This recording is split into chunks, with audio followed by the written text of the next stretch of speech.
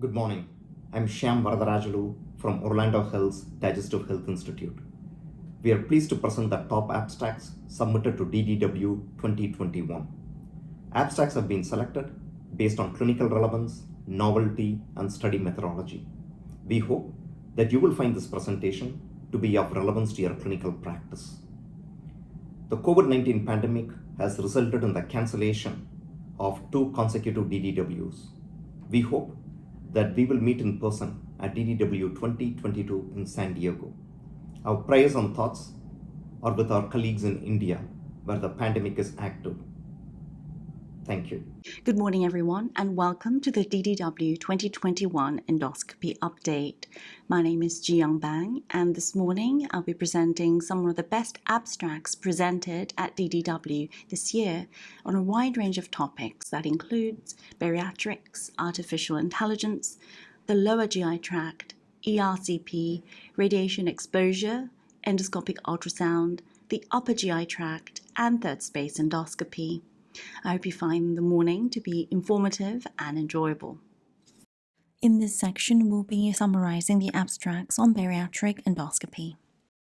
This study by Du Oliveira et al. Is a meta-analysis looking at glycemic and hepatic outcomes after endoscopic duodenal mucosal resurfacing, known as DMR.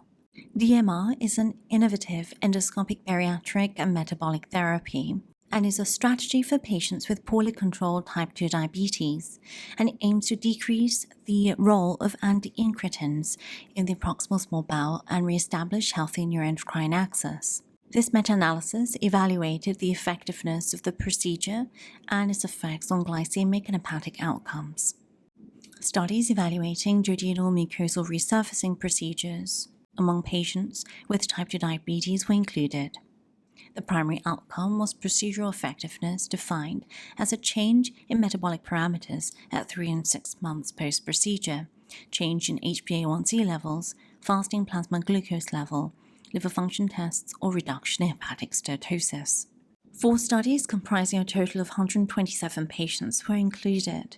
These studies showed that HbA1c decreased by 1.7% at 3 months and 0.9% at 6 months. The fasting plasma glucose level improved, with a 15 mg per deciliter decrease after 6 months. The ALT level improved at both 3 and 6 months post-procedure, which persisted at 6 months. Also, at 3 months, there was a 6.6 reduction in liver fat. In conclusion, duodenal mucosal resurfacing may be used as an alternative treatment for short-term glycemic control and to reduce hepatic steatosis in non-insulin-dependent patients with suboptimal control of type 2 diabetes. This study by Mehring et al. Looked at changes in incretins, bile acids, and microbiome after duodenal mucosal surfacing in patients with type 2 diabetes. Combination of duodenal mucosal resurfacing and glucagon-like peptide 1 receptor agonist improves glycemic control and metabolic health in type 2 diabetes. Metabolic improvements are linked to changes in incretins, bile acids, and gut microbiome. These authors therefore studied potential mediators of these beneficial effects. In this study, the effect of combination of duodenal mucosal resurfacing and GLP-1 RA treatment was evaluated in 16 patients with insulin-dependent type 2 diabetes. Using mixed meal tests performed at baseline and 6 months post-duodenal mucosal resurfacing, effects on postprandial GLP-1 level, glucagon inhibitory peptide, bile acids, and gut microbiome were investigated. In this study, post-duodenal mucosal resurfacing, the postprandial GLP-1 level decreased. There was also an increase in unconjugated bile acids, and there was a decrease in secondary bile acid ratios. In addition, there was an improvement in HbA1c, which correlated negatively with gut microbiome diversity. Therefore, in conclusion, significant changes in postprandial GLP-1 level and bile acid responses and gut microbiome composition are found in patients with type 2 diabetes undergoing duodenal mucosal resurfacing and GLP-1 receptor agonist treatment. In this section, we'll be reviewing abstracts on artificial intelligence. This study by Patel et al. Evaluates artificial intelligence-based rapid on-site cytopathology evaluation, versus physician interpretation of cytopathology images of Eos Guided final aspiration of pancreatic solid mass lesions. The aim of this study was to compare the interpretation of Eos Guided final aspiration samples between rapid on-site evaluation using artificial intelligence and subspecialty physician at a single academic center. A set of 77 images were evaluated by artificial intelligence and 18 physicians. Slides consisted of images of malignant solid mass lesions and benign tissue. Slides were interpreted to determine adequacy for malignancy, and results were compared against cytopathology consensus gold standard. The overall accuracy of rapid on-site evaluation using artificial intelligence was 87%, and it ranked fourth among the 19 observers evaluating the same set of 77 slides. Therefore, in conclusion, while still in its early stage of development, artificial intelligence demonstrated high overall accuracy with performance on par or superior compared to most physicians interpreting the same set of images. This study by Hussein et al. Evaluates deep neural network for the localization of early neoplasia in Barrett's esophagus. The aim of this study was to develop a deep neural network to aid the diagnosis and localization of Barrett's esophagus dysplasia with targeted biopsies. Videos were collected in HD with white light and optical chromoendoscopy with eye scan imaging modes in patients with dysplastic Barrett's lesions, defined here in this study as high-grade dysplasia or intramucosal adenocarcinoma, and non-dysplastic Barrett's. The videos were annotated for the presence or absence of dysplasia and histologically confirmed on biopsies and resections. The authors then trained a convolutional neural network to classify images into dysplastic and non-dysplastic lesions. 124 patient videos were included. Neural network classified dysplasia with sensitivity of 90.5%, specificity of 80.4%, accuracy of 86.7%, and area under the receiver operating curve of 93.5%. Heat maps generated from the classifier algorithm overlapped with at least one expert ground truth delineation in 98% of the tested images, where a true positive dysplasia was made. A maximum of 2 targeted biopsies were predicted by the second neural network for all 28 dysplastic patients. 91% of biopsies were correctly within union of expert delineation in all images, and 78% were within the expert delineation intersections. In conclusion, neural networks can classify and localize dysplastic Barrett's with targeted biopsies with high accuracy, matching experts with high dysplasia detection rates. Targeted biopsy predictions had high accuracy. This can potentially minimize the need for Seattle protocol biopsies, save costs and time. This study by Takezawa et al. Evaluated computer-aided diagnosis of colorectal cancer with deep submucosal invasion using non-magnified white light endoscopic images compared with endoscopists. The aim of the study was to develop a computer-aided diagnosis system to identify untreatable colorectal cancer, i.e. those with at least submucosal invasion, using non-magnified, unenhanced white light endoscopic images. 5,108 endoscopic images of 1,513 colorectal cancer lesions were collected and assigned to training and testing datasets. Data augmentation was performed to the training dataset.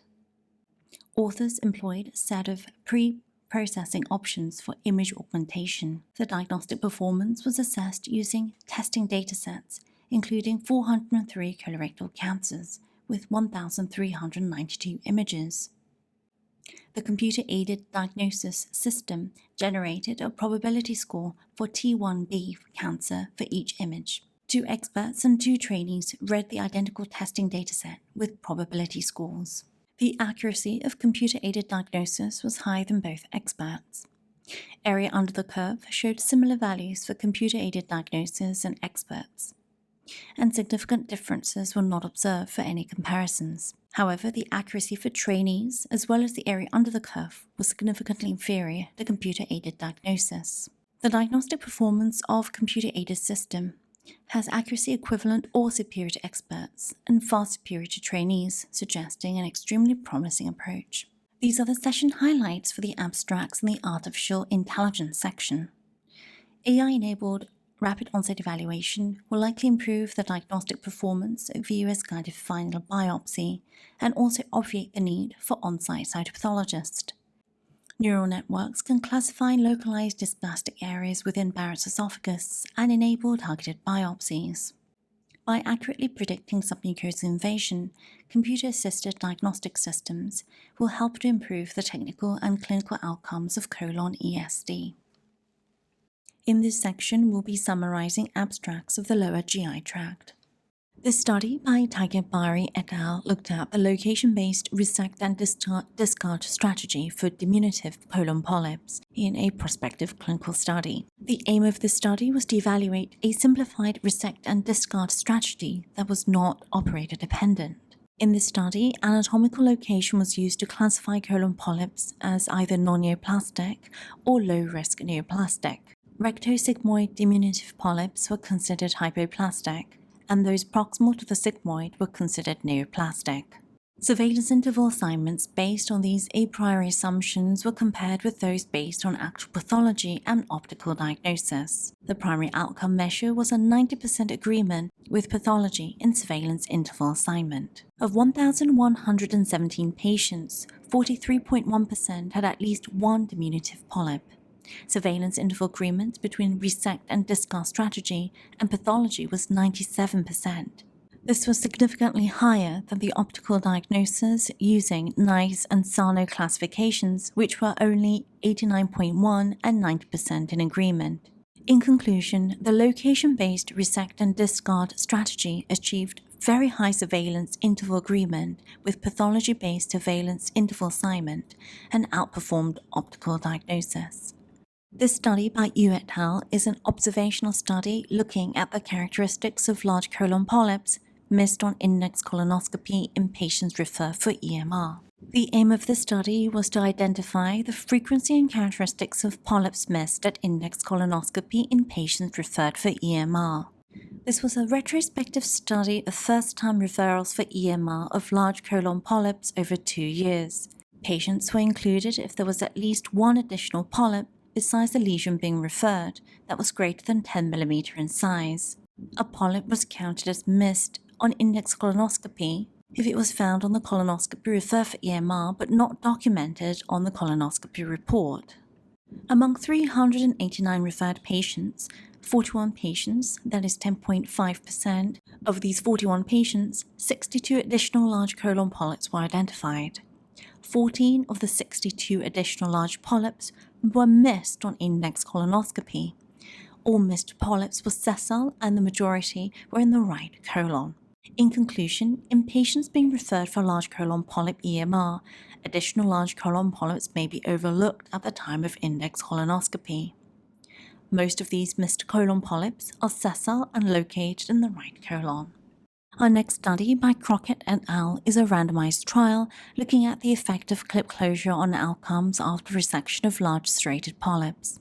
In this multicenter trial, patients with large non-pedunculated polyps 2 cm or more in size were removed via EMR and then were randomized to either clipping of the polypectomy defect or no clipping.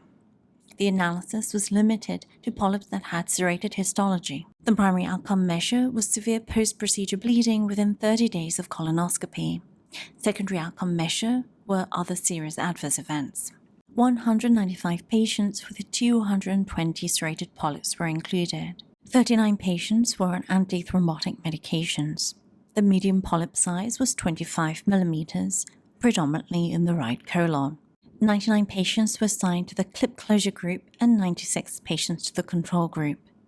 7 patients, which is 3.6%, experienced post-procedure bleeding, with no significant difference between the clip and the control groups, with post-procedure bleeding rate of 4.2% versus 3%. Perforation was seen in 1 patient, and post-polypectomy syndrome was seen in 1 patient, both in the control group.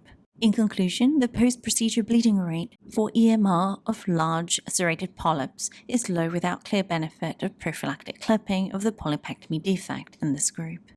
The study by Kamigaichi et al. Looked at predictive factors for interruption, piecemeal resection, and perforation after standardization of colorectal ESD.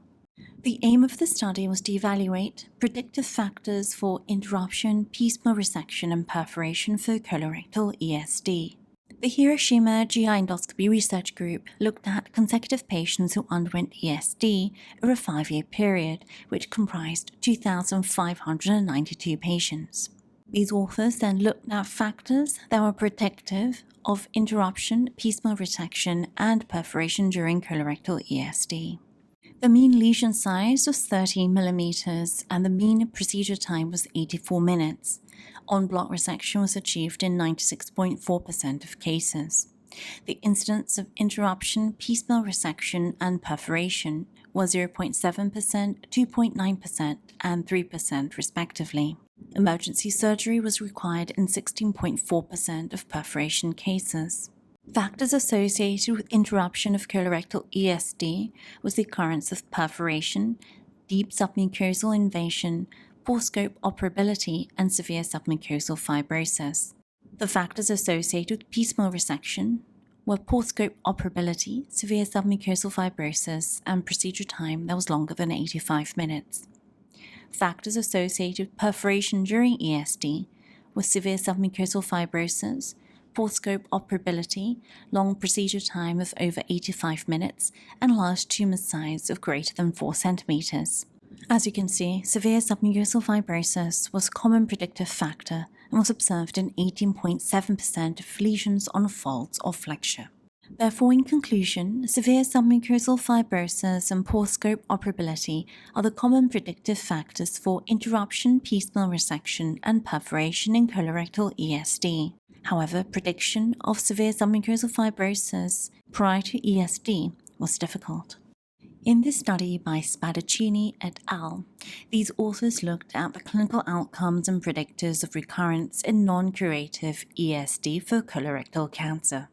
The aim of the study was to determine the risk of lymph node disease and clinical outcomes in patients who underwent non-curative colon ESD. In this multi-center retrospective analysis of patients with colorectal cancer who underwent ESD, all lesions with histopathological features of high-risk nodal involvement were considered for analysis, regardless of post-endoscopic management, i.e. conservative management versus surgery. The primary outcome measures were disease recurrence, death, and disease-related death rates after non-curative ESD in the two groups, conservative management versus surgery.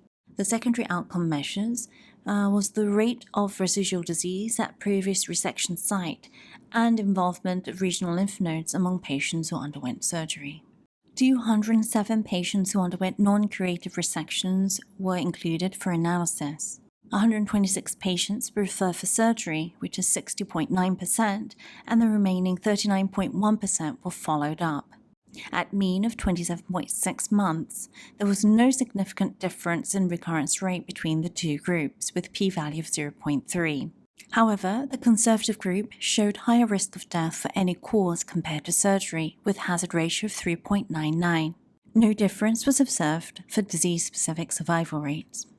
Among patients who underwent surgery, 25 patients had histological evidence of disease recurrence, with lymphatic vascular invasion and depth of invasion of greater than submucosa being independent predictors.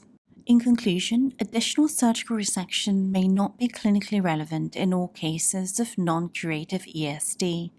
Lymphatic vascular invasion and/or the neoplastic involvement of the muscular layer should strongly suggest a surgical approach. In our next study, Yamashina et al. Performed a randomized trial to look at the performance of perioperative antibiotics for post-ESD coagulation syndrome. The aim of this randomized trial was to evaluate the performance of perioperative antibiotics for post-ESD coagulation syndrome in patients undergoing colorectal ESD. Patients with colorectal superficial lesions greater than 2 centimeters who underwent ESD for management of a single lesion were eligible. Before ESD, patients were assigned randomly to undergo conventional treatment, which is the non-antibiotics group, or investigational treatment, which is 3 milligrams of ampicillin and sulbactam. just prior to, 8 hours after, and the following morning. The primary endpoint was the incidence of post-ESD coagulation syndrome, which is defined as localized abdominal pain, fever, or leukocytosis, or raised CRP. Results from 192 patients allocated to the antibiotics group and 188 patients allocated to the non-antibiotics group were analyzed. Post-ESD coagulation syndrome occurred in 4.7% in the antibiotics group and 7.5% in the non-antibiotics group, with an odds ratio of 0.61, which was not statistically significant. Therefore, in conclusion, this study did not show the efficacy of prophylactic antibiotics to reduce the incidence of post-ESD coagulation syndrome. In this study by Gupta et al., stricture formation following endoscopic resection of large non-pedunculated colorectal polyps was examined. The aim of this study was to assess post-procedure stricture formation and its risk factors after colon EMR and ESD.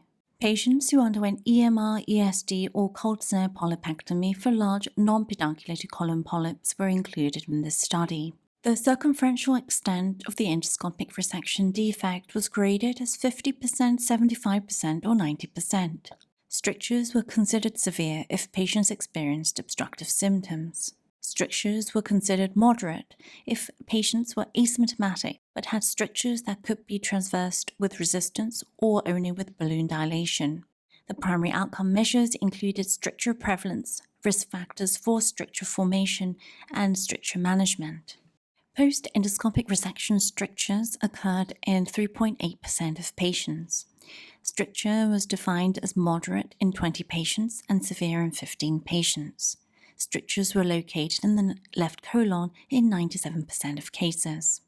In addition, 58% of cases had 90% circumferential stricture involvement, and in 19.3%, there was 75% circumferential involvement, and there were no patients with only 50% circumferential involvement. 45.7% of strictures required balloon dilation.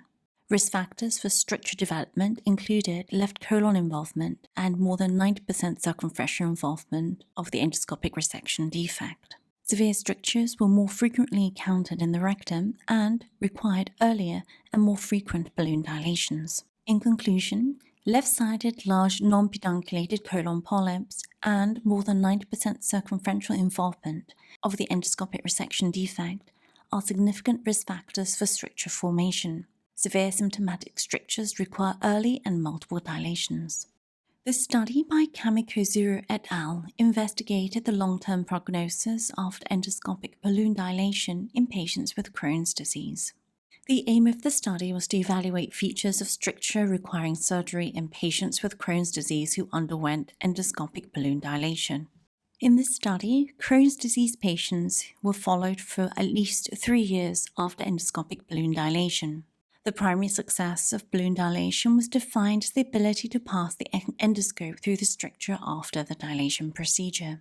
75 patients with mean observation period of 2,460 days were analyzed. Stricture location comprised the jejunum in 1.3%, ileum in 17.3%, the colon in 16%, the rectum in 33.3%, and the anastomotic site in 32%. The success rate of endoscopic balloon dilation was 78.5%. In 27% of cases, surgery could be avoided after a single session, and in 32% of cases after 2 dilation sessions. Surgery was required in 40.5% of patients. In patients that required surgery, they had greater incidence of active ulcers at the stricture, presence of inflammatory polyps around the stricture, and also higher incidence of simple endoscopic score for Crohn's disease. On multivariate analysis, these following factors were significantly associated with the need for surgery: ulcer, with hazard ratio of 3.46, presence of inflammatory polyps, with hazard ratio of 4.9, and higher simple endoscopic score for Crohn's disease, with hazard ratio of 1.18. Therefore, in conclusion, endoscopic balloon dilation is an effective and safe method for treating patients with Crohn's disease to avoid surgery.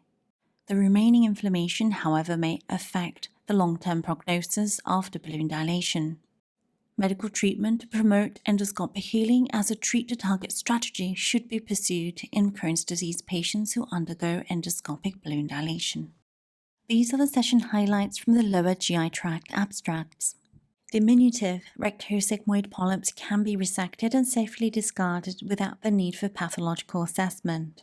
22% of large sessile synchronous polyps in the right colon can be missed at colonoscopy. While prophylactic clipping is not required after EMR of large serrated adenomas, it is recommended for large right-sided colon polyps as it reduces bleeding risk. Severe submucosal fibrosis and poor scope operability are risk factors for piecemeal removal and perforation at colon ESD. While not all patients with non-curative ESD for colorectal cancer need surgery, it is recommended when there is lymphovascular involvement or involvement of the muscularis layer. Perioperative antibiotics do not prevent post-endoscopic submucosal dissection coagulation syndrome. Large non-pedunculated polyps in the left colon and greater than 90% circumferential post-resection defect are significant risk factors for stricture formation. While endoscopic balloon dilation is an effective and safe method for treating patients with Crohn's stricture, the presence of ulcer in inflammatory polyps at stricture site and higher simple endoscopic score for Crohn's disease predicts need for surgery. In this section, we'll be summarizing the abstracts on ERCP. The study by Sagan et al. Is a large multicenter study of duodenoscope contamination rates after reprocessing. The aim of the study is to assess the contamination rates of duodenoscopes following reprocessing as part of the post-market surveillance studies of the Olympus duodenoscopes. According to FDA and CDC guidelines, duodenoscopes were sampled and cultured after reprocessing. High concern organisms were defined as gram-negative rods, Staphylococcus aureus or lugdunensis, beta-hemolytic streptococcus, enterococcus, and yeast. Contamination rate of duodenoscopes with 1 CFU of high concern organisms after reprocessing was investigated. 859 samples from newer model TJF 180 and 850 samples from older model TJF 160 duodenoscopes collected from 16 sites were assessed. 35 samples, which constitute 4.1% from the TJF 180 cohort, and 66% of the samples from the TJF 160 cohorts were contaminated with high concern organisms. The high concern organisms detected were classified as gastrointestinal in 45%, of human origin in 16.7%, environmental in 24%, waterborne in 13%, and unidentified in 0.9%. Contamination rates published in the literature vary greatly, with studies reporting high concern organism contamination rates of 0.2 to 15%, likely due to differences in definition of high concern organisms, the cutoff value of colonies detected, and the sampling and culturing methodologies. This study by Slivka et al. Looks at the single-use duodenoscope for ERCP performed by endoscopists with a wide range of experience. The aim of the study was to assess the clinical use of single-use duodenoscopes by endoscopists with varying levels of experience. 14 highly experienced and 6 less experienced endoscopists at 7 centers participated in this ERCP case series using the single-use duodenoscopes on patients without altered anatomy. Of 152 patients, the ASGE ERCP complexity grade were grade 1, 10.9%, grade 2, 45%, grade 3, 32.7%, and grade 4, 10.9%. When comparing highly experienced with less experienced endoscopists, the crossover rate, ERCP completion rate, median cannulation attempts, and median overall satisfaction with the single-use duodenoscopes was similar between the two groups. However, the median ERCP completion time was shorter for the highly experienced group at 25 minutes versus 29.5 minutes. 5.3% of patients experienced adverse events, which included bleeding, pancreatitis, cholangitis, SIRS, and choledocholitis. In conclusion, endoscopists with varying levels of experience used the single-use duodenoscopes to complete most ERCPs. The crossover rates, cannulation attempts, and user satisfaction was similar for highly experienced and less experienced endoscopists. Our next study by Beck et al. Is a propensity-matched analysis of ERCPs performed within 12 hours for acute cholangitis. The aim of the study was to assess if ERCP performed within 12 hours of presentation of acute cholangitis was associated with better clinical outcomes. This was a retrospective study of ERCPs performed between 2009 and 2018. Outcomes were compared between those who underwent ERCP less than 12 hours from presentation and more than 12 hours of presentation using propensity score framework. The primary outcome was length of hospitalization. Of 487 patients with cholangitis, 147 had ERCPs less than 12 hours of presentation. Propensity score matching was used to select 145 pairs of patients with similar characteristics. The length of hospitalization was similar between ERCP performed less than 12 and more than 12-hour groups. However, the 30-day readmission rates were significantly lower in the ERCP group when performed less than 12 hours from presentation. There was no difference in mortality and adverse events between the two groups. In conclusion, ERCP performed within 12 hours of presentation was not associated with better clinical outcomes. However, early ERCP may reduce rates of rehospitalization. This study by Diawal et al. Is a meta-analysis looking at endoscopic balloon dilation versus endoscopic balloon dilation with stenting for patients with dominant strictures in primary sclerosing cholangitis. The aim of this study was to compare endoscopic balloon dilation with dilation plus stenting for the management of dominant strictures in PSC. The primary outcomes were clinical and technical success, and the secondary outcome measure was adverse events. Clinical success was defined in most studies as an improvement of symptoms such as fever, abdominal pain, pruritus, fatigue, and/or improvement in liver enzymes. 10 studies were included in this meta-analysis, which comprised 455 patients. The mean follow-up was 36 months. The pooled clinical success rate for balloon dilation only was significantly better than balloon dilation plus stent placement at 86.5% versus 70.8%. The pooled technical success rate for balloon dilation only was also significantly higher than balloon plus stenting at 96.8% versus 91.9%. The pooled adverse events were also lower for balloon dilation only group at 13% versus 36% for balloon dilation plus stenting. While cholangitis and bile duct perforation was higher, the rate of post-ERCP pancreatitis was the same between the two groups. In conclusion, balloon dilation appears to be superior in clinical and technical success, with overall lower rates of adverse events compared to balloon dilation with stenting in patients with dominant strictures in primary sclerosing cholangitis. Our next study by Wayland et al. Is a randomized trial of aggressive fluid hydration to prevent post-ERCP pancreatitis. The aim of this randomized trial was to investigate whether periprocedural hydration with lactated ringer solution can prevent post-ERCP pancreatitis in moderate to high-risk patients undergoing ERCP who already received prophylactic rectal NSAIDs. In this Dutch multi-center randomized trial, patients with moderate to high risk of post-ERCP pancreatitis were randomly assigned to a combination of aggressive hydration and rectal NSAIDs or rectal NSAIDs only. Aggressive hydration comprised 20 ml per kilogram of lactated ringer solution from within 60 minutes of the start of the ERCP, followed by 3 ml per kilogram per hour for 8 hours. The primary endpoint was post-ERCP pancreatitis, and secondary endpoints included pancreatitis severity and ERCP and hydration-related complications. A total of 826 patients were randomized to fluids plus NSAIDs versus rectal NSAIDs only. The post-ERCP pancreatitis rate was 8% in the hydration group and 9% in the control group. This translates to a relative risk of 0.84 with p-value of 0.53, and therefore there was no significant difference in the post-ERCP pancreatitis rate between the two groups.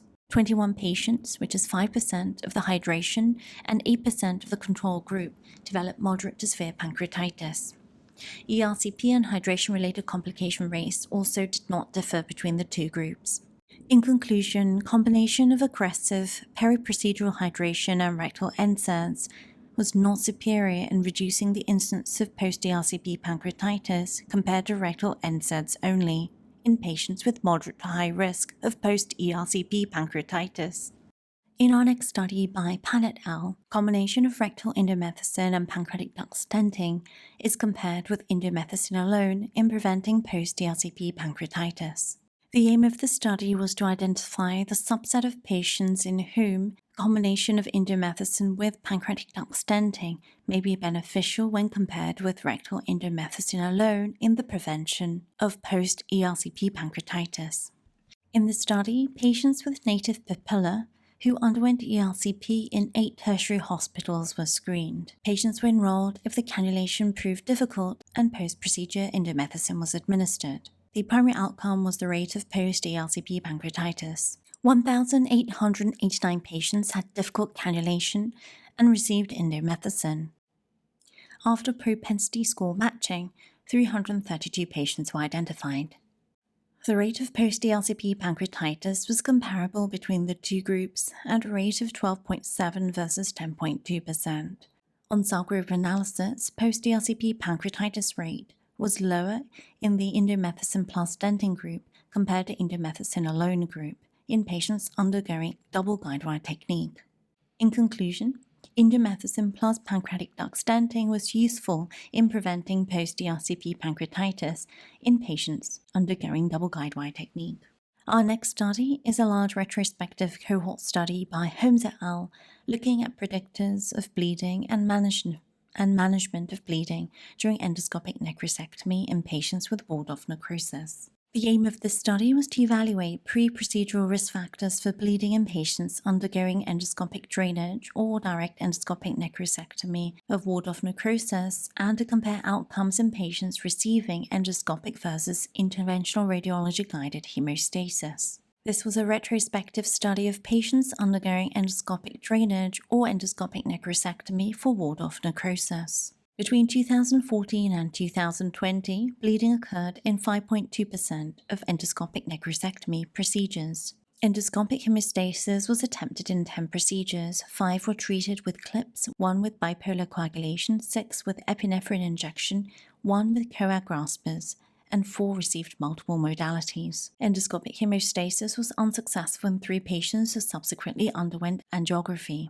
Ion-guided hemostasis was required for 10 procedures.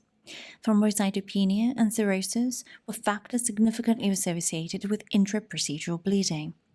Identification of a vessel within the cavity endoscopically was also significantly associated with bleeding. In conclusion, endoscopic necrosectomy for walled-off necrosis was associated with a 5% risk of bleeding per procedure.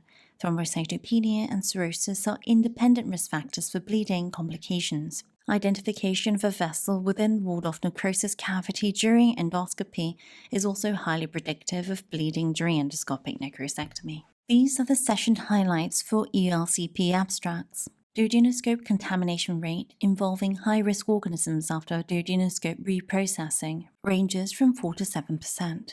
The technical performance and outcomes of ERCP were comparable between highly experienced and less experienced endoscopists when using single-use duodenoscopes. ERCP performed within 12 hours of presentation of acute cholangitis was not associated with better clinical outcomes. However, early ERCPs may reduce the rate of rehospitalization. Balloon dilation appears to be superior in clinical and technical success rates, with overall lower rates of adverse events compared with balloon dilation plus stenting in patients with dominant strictures and PSC.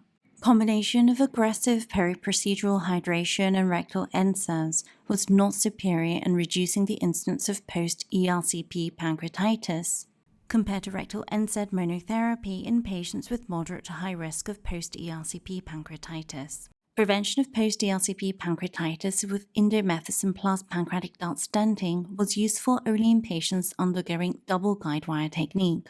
Endoscopic necrosectomy for walled-off necrosis was associated with a 5% risk per procedure of bleeding. Thrombocytopenia and cirrhosis were independent risk factors of bleeding, as well as identification of a vessel within the necrosis cavity during endoscopy. In this section, we'll be summarizing the abstracts on radiation. This study by Svarka et al. Looked at radiation exposure in patients in conventional and novel endoscopic procedures. The aim of this retrospective study was to quantify radiation exposure during endoscopic procedures performed under fluoroscopy and to measure the cumulative radiation exposure of patients over a 6-month period. In this study, patients who underwent GI endoscopic procedures under fluoroscopy were retrospectively reviewed. The type of procedure, procedure duration, radiation dose, fluoroscopy time were recorded. 352 patients underwent 492 procedures, with 106 patients having more than one procedure. The types of procedures included were 278 ERCPs, 38 interventional EUS procedures, 31 EGDs, and 5 colonoscopies. ERCP and EUS both had high median radiation doses and fluoroscopy times. Among ERCPs, pancreatoscopy and hilar stricture interventions had the highest radiation exposure, while among interventional EUS, biliary interventions had the highest radiation exposure.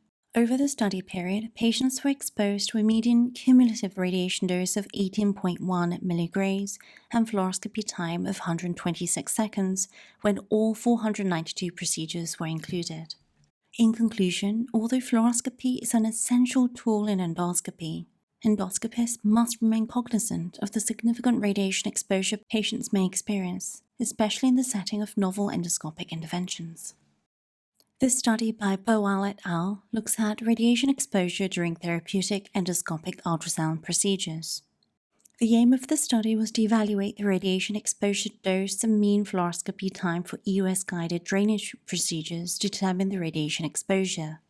Data from consecutive patients who underwent an interventional Eos Guided procedure between January 2019 and November 2020 at a single tertiary care center was extracted retrospectively. The primary outcome measure was mean fluoroscopy time in minutes, radiation dose in terms of grays, and air kerma.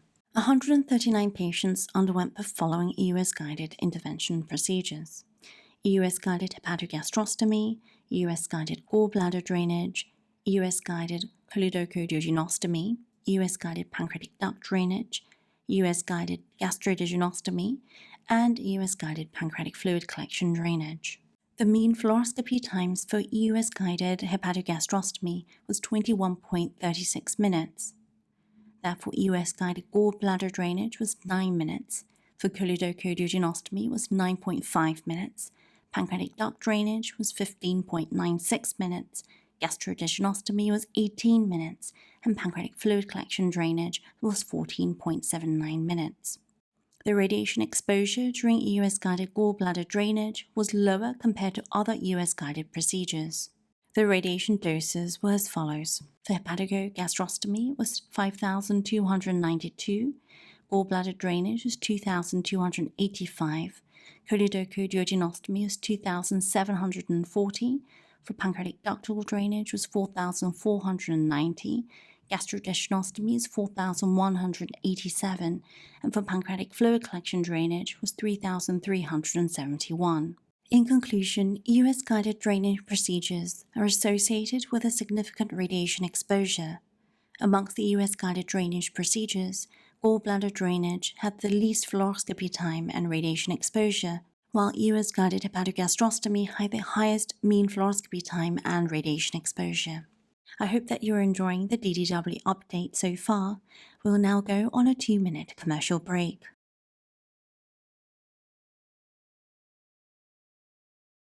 Fluoroscopy is an integral part of some basic and many advanced gastrointestinal endoscopic procedures. The two main sources of radiation are the incident beam, which is the main source of radiation to the patient, and scatter radiation that emanates from the patient's body. Fluoroshield from Omega Medical Imaging has an integrated artificial intelligence neural network that recognizes key markers at the site of intervention, and by incorporating an ultra-fast secondary collimator, enables the delivery of radiation to a focused region of interest. The conventional imaging systems deliver radiation to the entire field of view. In Fluoroshield, radiation exposure is confined to a specific region of interest, while the peripheral areas receive much less radiation but is however required for reference and orientation purposes. We conducted a prospective study comparing the conventional and Fluoroshield-equipped eView fluoroscopy systems by Omega Medical Imaging. The main objectives were to compare radiation exposure to patients and radiation scatter to endoscopy personnel.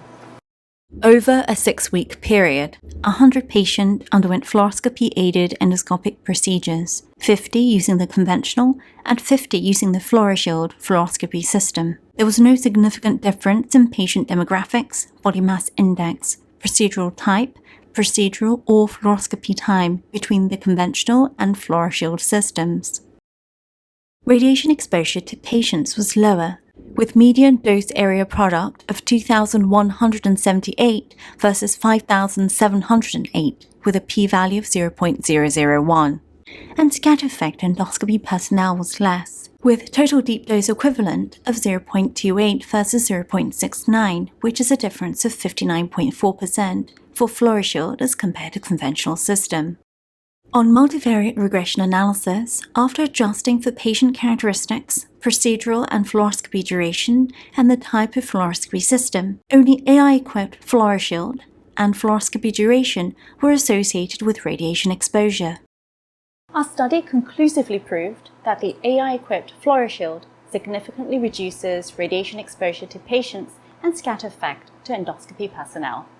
In this section, we'll be summarizing the abstracts on EOS. This study by Teo et al. Is a multi-center randomized trial comparing Eos Guided Cholidodocudiogenostomy with ERCP using covered metal stents in patients with unresectable malignant distal biliary obstruction. Consecutive patients with obstructive jaundice due to distal malignant bile duct strictures were enrolled in this study. Patients were randomized to receive either Eos Guided Cholidodocudiogenostomy using 6 or 8 mm quarter-enhanced luminopacing metal stent, or ERCP with a Wallflex covered biliary stent. The primary outcome was stent patency rate at 1 year. A total of 158 patients were randomized, 79 patients to the cholidodocudiogenostomy group and 79 patients to the ERCP group. Eos Guided Cholidodocudiogenostomy was associated with significantly higher technical success rate of 94% versus 77%. Eos Guided Cholidodocudiogenostomy also had shorter mean procedural time at 15.9 minutes versus 18.89 minutes. The 1-year stent dysfunction rate was, however, similar between the two groups. In conclusion, Eos Guided Cholidodocudiogenostomy has higher technical success rate and shorter procedural duration than ERCP in patients with malignant distal biliary strictures. This study by Keen et al. Is a multi-center study comparing the outcomes between 15 mm and 20 mm diameter luminopacing metal stent in EOS-directed transgastric ERCP, also known as the ASGE procedure. The main aim of this retrospective study was to compare between 15 and 20 mm luminopacing metal stents the rate of single-step ASGE procedure performed using each of the stents, the technical success rate defined as successful placement of a transmural lambs followed by ERCP with cannulation of the intended duct and completion of the intended intervention, the rate of adverse events, and the rate of persistent gastrogastric or gastroenteral fistula. 216 patients underwent the ASGE procedure, 73 patients using the 15 mm lambs and 143 patients using the 20 mm lambs. The rate of technical success was similar between the two groups at 95.8% versus 97%. However, the rate of single-step ASGE procedure was significantly higher with the 20 mm lambs compared with the 15 mm lambs at a rate of 59% versus 41%. The periprocedural adverse events did not differ between the two groups, neither did the rate of primary fistula closure upon lambs removal. In conclusion, higher rate of single-stage ASGE procedure was performed in patients undergoing ASGE using a 20 mm diameter lambs. Importantly, the larger lambs diameter did not result in higher rates of persistent fistulas.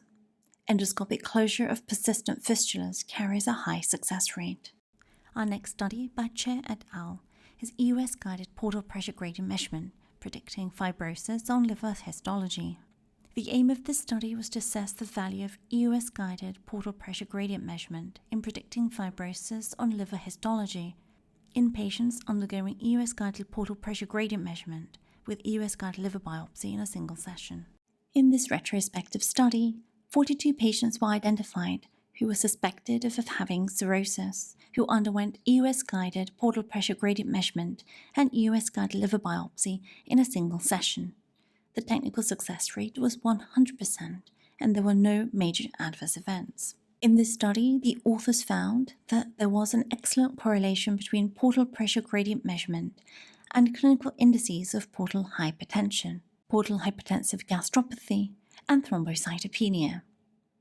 All biopsies were diagnostically adequate, and the mean portal pressure gradient measurement increased with progressively advanced stages of fibrosis, such that patients with stage 0 to 2 fibrosis had mean portal pressure gradient of 3.39 compared to those with stage 3 or 4 fibrosis who had mean portal pressure gradient of 7.3. In conclusion, US-guided portal pressure gradient measurement correlates well with clinical markers of portal hypertension and fibrosis stage on histology. In this section, we'll be reviewing the upper GI and third space abstracts. In this study by Watts et al., the authors looked at the addition of wide area transepithelial sampling with three-dimensional computer-assisted analysis known as Watts 3D to forceps biopsy to screen patients with GERD for columnar epithelium. The aim of the study was to assess the incremental benefits of detecting intestinal metaplasia by using Watts 3D in addition to forceps biopsy in patients undergoing screening for Barrett's who have columnar epithelium in the esophagus. Participants undergoing screening endoscopy for GERD without history of Barrett's esophagus who fulfilled endoscopic criteria for Barrett's esophagus were enrolled in the study. Proportion of patients with findings of metaplasia on forceps biopsy and proportion of such findings on either biopsy or Watts 3D was calculated.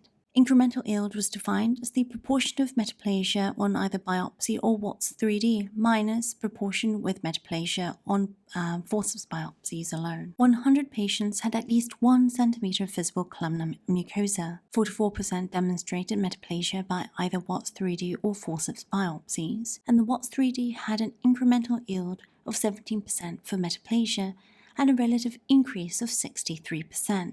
For dysplasia yield, Watts 3D diagnosed 1 case of crypt dysplasia and 2 cases of high-grade dysplasia not detected on forceps biopsy. Forceps biopsy yielded 2 cases indeterminate for dysplasia not detected on Watts 3D. In conclusion, Watts 3D as an adjunct to forceps biopsy in screening endoscopy for chronic GERD patients can enhance the yield of metaplasia, markedly decreasing the need for a second endoscopy to confirm Barrett's esophagus. This study by Agarwal et al.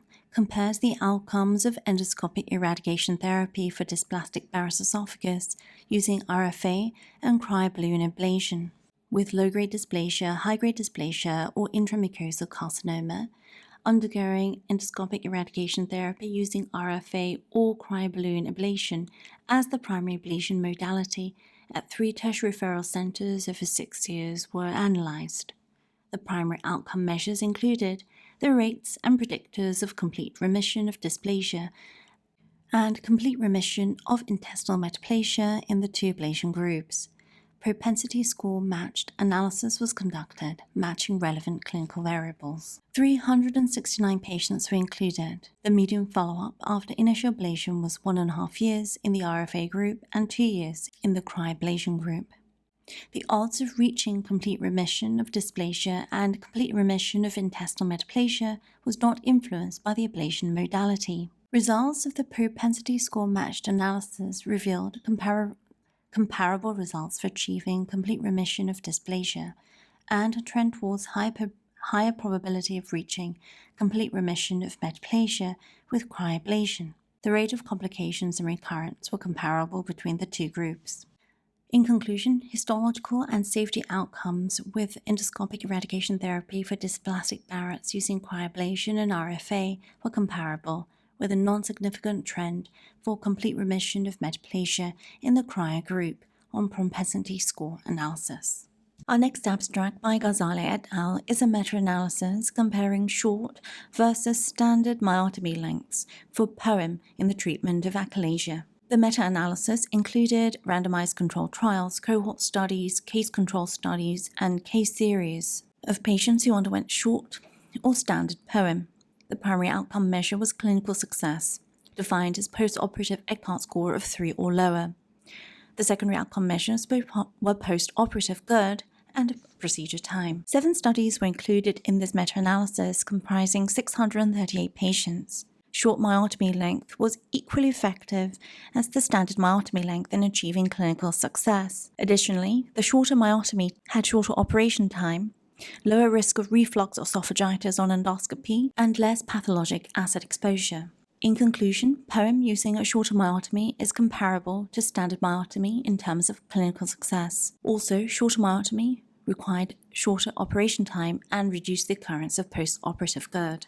Our next study is by Kohale et al., which examined per-oral endoscopic myotomy for Zenker's diverticulum.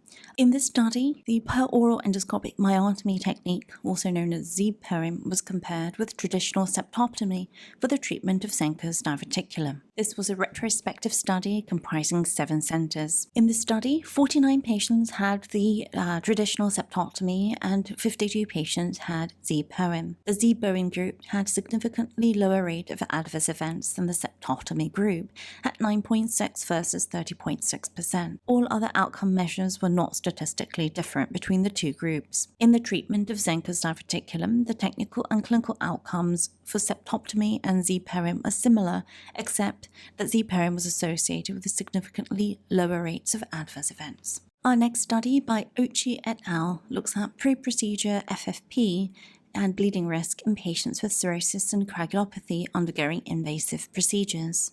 The aim of this study was to investigate whether giving FFP prior to invasive procedures to patients with cirrhosis and coagulopathy reduced the incidence of procedure-related bleeding. The authors conducted a retrospective study of patients seen across 8 hospitals between 2017 and 2019. Patients with cirrhosis with coagulopathy were included, and the rates of invasive procedure complications specifically related to bleeding was compared between patients given and not given pre-procedural FFPs. Of 537 patients, 418 patients did not receive FFP, while 119 patients received FFP. The overall rate of bleeding complications was low at 2.4%. However, the rate of bleeding complication was significantly higher in those receiving pre-procedure FFP at 5% versus only 1.7% in the group who did not receive FFP, with a p-value of 0.046. For emergent procedures, the rate of bleeding was 2.9% for those not treated with FFP versus 4.9% for those who did receive FFP.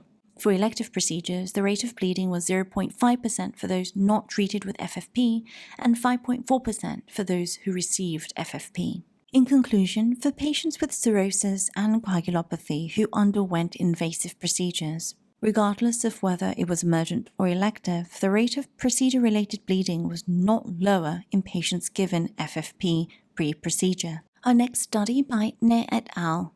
Looks at risk of COVID-19 transmission and outcomes in healthcare workers present during GI endoscopic procedures. The aim of this study was to describe the outcomes and modifying factors in a cohort of GI endoscopy healthcare workers matched to specific COVID-19 exposure. These authors included GI endoscopy healthcare workers.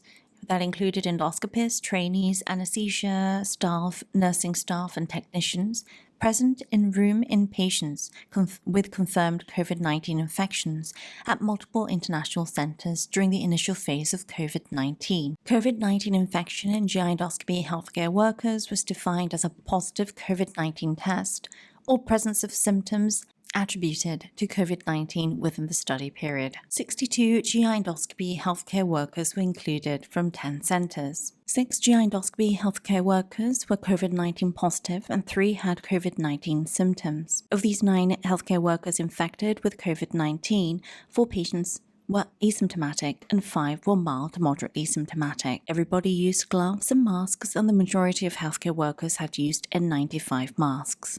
Eye protection was used in 90% of healthcare workers, including all the healthcare workers who tested positive for COVID-19. On univariate analysis, there appeared to be a correlation between COVID-19 infection and healthcare worker role, use of head covers, shoe cover use, endoscopy duration, and performance of endoscopy in a negative pressure room.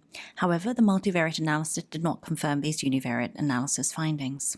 Therefore, in conclusion, gastrointestinal endoscopy appears to be safe to perform on COVID-19 positive patients with very low rate of infection in healthcare workers when universal precaution is followed. This is the session recap for upper GI tract and third space endoscopy abstracts.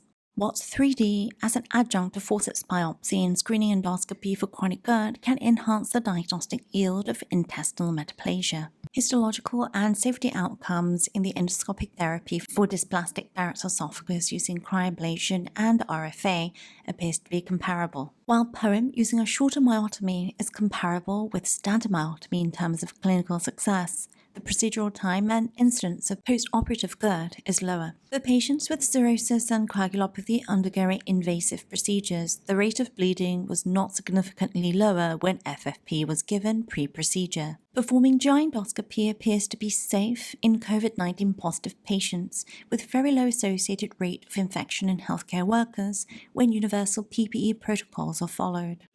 So this concludes our DDW 2021 endoscopy update. I hope that you found this to be educational and enjoyable, and I sincerely hope to be able to see everyone in person at DDW next year. Please have a wonderful day. Thank you so much for joining us this morning. Goodbye.